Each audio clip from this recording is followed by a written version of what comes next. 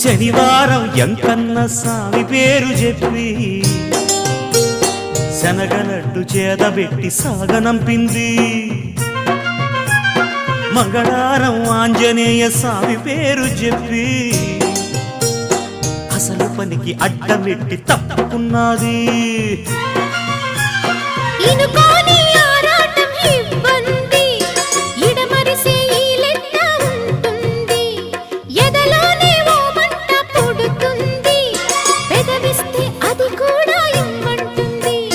చిరుముద్దుకి ఉండాలి చీకటి అంది, ఏ కళ్ళు పడకుంటే ఓకే అంది.